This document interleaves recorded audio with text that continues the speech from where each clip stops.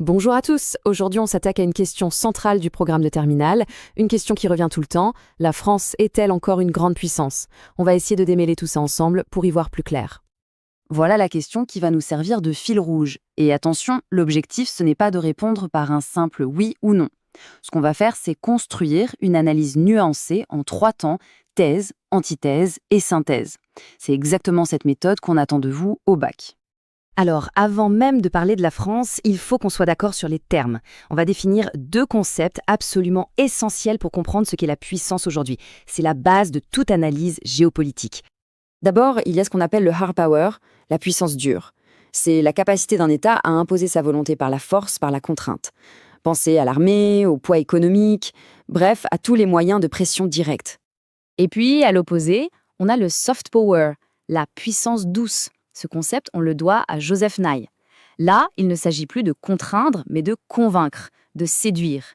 C'est le pouvoir d'influence qui passe par la culture, les valeurs, l'image. Le fameux art de vivre à la française en est un parfait exemple. Bon, maintenant que ces concepts sont bien clairs, on peut attaquer notre première partie, la thèse.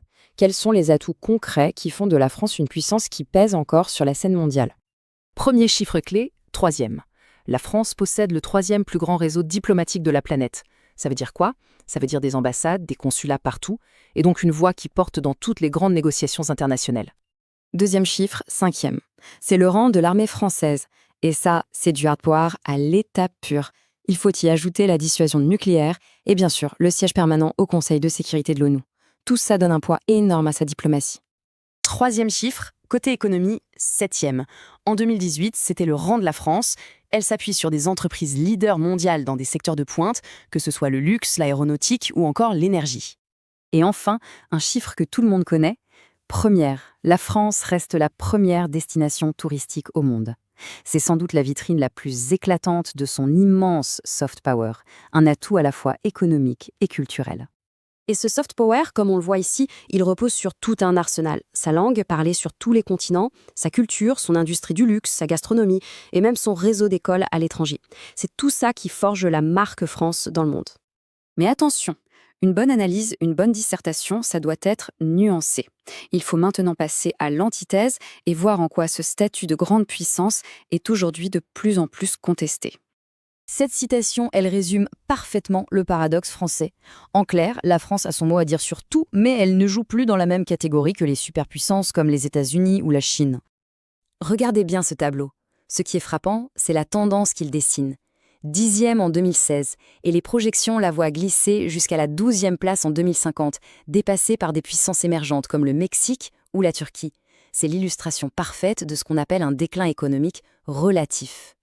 Et ce déclassement, il ne sort pas de nulle part. Il s'explique par des faiblesses structurelles qu'on connaît bien, un commerce extérieur déficitaire, une dette publique qui pèse lourd, un chômage qui reste élevé. Tout ça freine sa compétitivité à l'échelle mondiale. Alors comment la France s'en sort-elle avec ses atouts d'un côté et ses faiblesses de l'autre?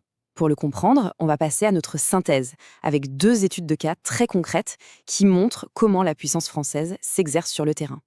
Premier cas d'étude, Paris. La capitale n'est pas qu'une simple ville, c'est ce qu'on appelle une ville-monde, un véritable centre de commandement qui concentre et projette toutes les formes de la puissance française. Vous le voyez ici, Paris est un carrefour économique, avec la défense, un pôle politique avec l'UNESCO, un pôle culturel mondialement connu et même un pôle d'innovation. C'est la preuve qu'une métropole peut permettre à un pays de rester un acteur global de premier plan. Maintenant, voyons comment la puissance française se projette hors de ses frontières. Deuxième étude de cas, le partenariat stratégique très poussé avec les Émirats arabes unis. Ce qu'on observe ici, c'est une stratégie très habile en 3 temps. D'abord, la France utilise son hard power, avec une base militaire pour instaurer la confiance. Ça lui permet ensuite de décrocher des contrats économiques. Et enfin, elle ancre son influence durablement grâce au soft power, avec des projets emblématiques comme le Louvre Abu Dhabi ou la Sorbonne. C'est un cas d'école.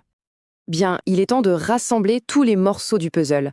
On va répondre clairement à notre question de départ et surtout, je vais vous donner les clés pour bien appliquer tout ça dans une copie de bac.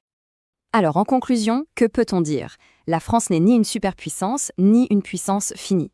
La bonne définition, c'est celle d'une puissance moyenne d'influence.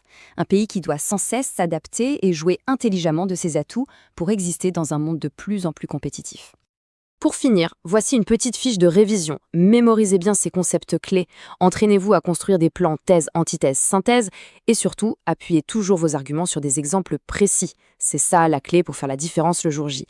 Et s'il vous plaît, évitez les conclusions caricaturales, la nuance, toujours la nuance. Et je vous laisse avec cette dernière question, en guise d'ouverture. Parce que l'histoire, évidemment, n'est pas terminée.